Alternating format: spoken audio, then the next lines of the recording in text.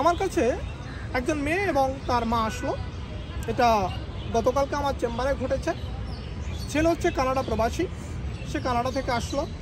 মেয়েটি অনেক সুন্দরী, তো দুই পরিবার অনেক বেশি ভালো। তাদের মধ্যে বিবাহ হলো।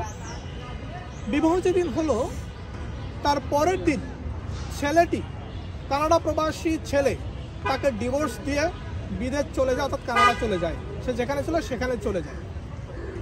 সেই মেয়ে পক্ষ আমার কাছে আসলো, এসে আমার কাছে বলল। তখন আবিষ্কার করলাম এটা যে ওই ছেলেটির, যেই ছেলেটি কানাডা থেকে এসেছে, ওই ছেলেটির কাজের সুবিধার্থে বা কানাডাতে থাকার জন্য তিনি যে বিবাহিত, এটার কাগজপত্র দরকার। বিয়ের নামে প্রতারণা। দেখেন, এখানে বিয়েটা মুখ্য উদ্দেশ্য ছিল না। মুখ্য উদ্দেশ্য ছিল বিয়ের কাগজপত্র রেডি করে কানাডাতে জমা দেওয়া, যাতে করে সে প্রমাণ করতে পারে যে আমি ম্যারিড। এভাবে শুধুমাত্র বিয়ের ডকুমেন্ট নেওয়ার জন্য আপনি হাজারো প্রবাসীর কাছে ধরা খেতে পারেন। যখন একটা ছেলেকে বিবাহ করবেন, মনে রাখবেন যে আপনি যদি সঠিক যাচাই বাছাই বা সময় না নিয়ে বিয়ে করেন, তাহলে এরকম কিন্তু আপনার একটা ঝামেলা তৈরি হতে পারে।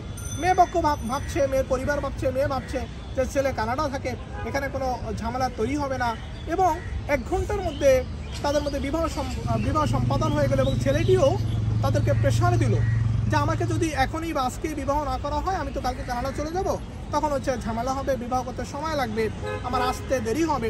তখন মেয়ে পক্ষ ভাবলো যে এরকম একটি ভালো একটা ছেলে, এটা তো মিস করা যায় না। তখন তারা রাতারাতি ওই সন্ধ্যাতে বিবাহটা সম্পন্ন করলো। কিন্তু দেখেন, যেদিন বিবাহটা সম্পন্ন করলো সেদিন সমস্ত কাগজপত্র তারা রেডি করলো। এই সমস্ত কাগজপত্র নিয়ে মেয়েটিকে ডিভোর্স দিয়ে পরের দিন সে কানাডা চলে গেল। দেখছেন, বিয়ের নামে অনেক ছেলের কাছে আপনি প্রতারিত হতে পারেন এভাবে।